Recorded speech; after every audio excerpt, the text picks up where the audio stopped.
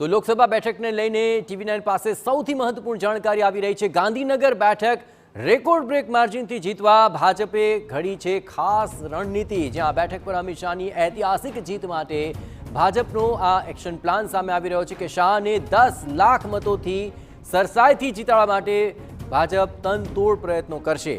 ભાજપ ગાંધીનગર લોકસભા મત વિસ્તારમાં ખાસ અભિયાન ચલાવશે। હું છું અમિત શાહ આ શીર્ષક હેઠળ ભાજપ મહાઅભિયાનની શરૂઆત કરશે। ગાંધીનગર મત વિસ્તારના દરેક બૂથમાં ભાજપ નેતાઓને અહીં જવાબદારી સોંપી દેવામાં આવશે। શાહના માસ્ક સાથે બેનર્સ, પોસ્ટર્સ, પેમ્પલેટ્સ દ્વારા અભિયાનનો પ્રારંભ કરી દેવાશે। આ ઉપરાંત દરેક બૂથ પર અગાઉના મતદાન કરતાં 15% વધુ મતદાન માટેના પ્રયત્નો હાથ ધરાશે। શહેરી સાથે ગ્રામ્ય વિસ્તારના મતદારોને ખેંચવા માટે પણ ભાજપ વિશેષ પ્રયત્નો કરશે। સમગ્ર મામલે વધુ વિગતે વાત કરવા માટે જોડાઈ રહ્યા છે TV9 સંવાદદાતા રોનક। આખરી ખાસ સ્ટ્રેટેજીની ચોક્કસપણે જરૂર પડશે, ખાસ કરીને આ 10 લાખના માર્જિનથી જીતાડવા માટે કઈ કઈ એવી તમામ બાબતો છે જેની પર અત્યારથી જ ફોકસ રખાઈ રહ્યું છે? રોનક,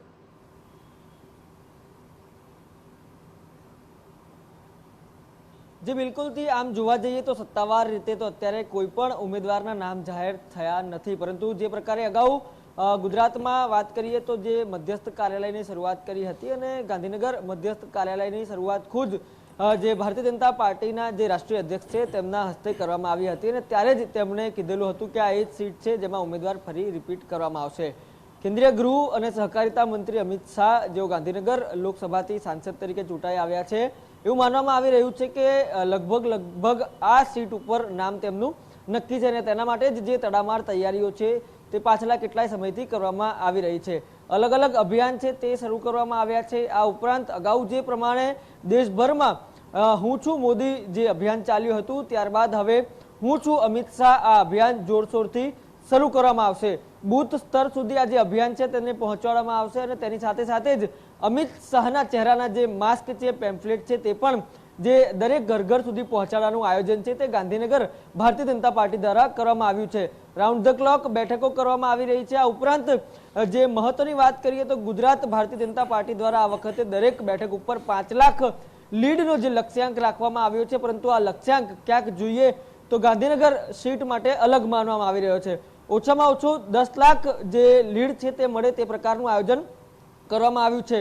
ગાંધીનગર લોકસભાની જે ભૂગોળીય સ્થિતિ જોઈએ તો શહેરી અને ગ્રામ્ય વિસ્તારની વાત કરીએ, જેમાં શહેરી વિસ્તારોમાં જે મહત્તમ વોટો તો છે જ, પરંતુ ગ્રામ્ય વિસ્તાર પાછલા ઇલેક્શનની વાત કરીએ તો પાછલા ઇલેક્શનમાં અમિત શાહ સામે કોંગ્રેસ તરફથી CJ ચાવડા ચૂંટણી લડ્યા હતા। તેમણે જે કહી શકાય ગ્રામ્ય વિસ્તારોમાં મોટી સંખ્યામાં મતો છે તે કાપ્યા હતા, પરંતુ આ વખતે CJ ચાવડા ખુદ હવે ભારતીય જનતા પાર્ટીમાં પહોંચીને કેસરીઓ ધારણ કરી ચૂક્યા છે, ત્યારે આ વખતે કોંગ્રેસમાંથી કોણ ઉમેદવાર જાહેર થાય છે। આ ઉપરાંત ગ્રામ્ય સ્તર ઉપર વધારેમાં વધારે મતદારોને રીઝવવા અત્યારે ભારતીય જનતા પાર્ટી પ્રયાસ કરી રહ્યું છે।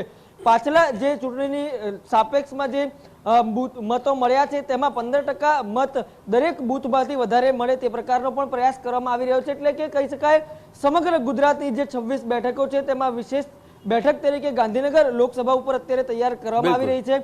સત્તાવાર જાહેરાતની રાહ જોવાઈ રહી છે। સત્તાવાર જાહેરાત બાદ જે પ્રચાર અને પ્રસાર છે તેને ગતિ આપવામાં આવશે, પરંતુ અત્યારે પણ જે હું છું અમિત શાહ સહિતના અનેક અભિયાન છે તે આગામી દિવસોમાં જોવા મળશે। બિલકુલ રોનક, તમામ ગતિવિધિઓ પર નજર રાખતા રહેજો। તો આખરે હાલ આ તમામ સ્ટ્રેટેજી અંતર્ગત 15,000 મતો બૂથ દીઠ વધુ મળે તે માટે ખાસ વિશેષ તૈયારીઓ કરવામાં આવી છે। શાહને 10 લાખ મતના માર્જિનથી જીતાડવાનો એક પ્લાન ઘડવામાં આવ્યો છે અને તેને લઈને આગામી દિવસોની અંદર ગાંધીનગર લોકસભા મત વિસ્તાર માટે આ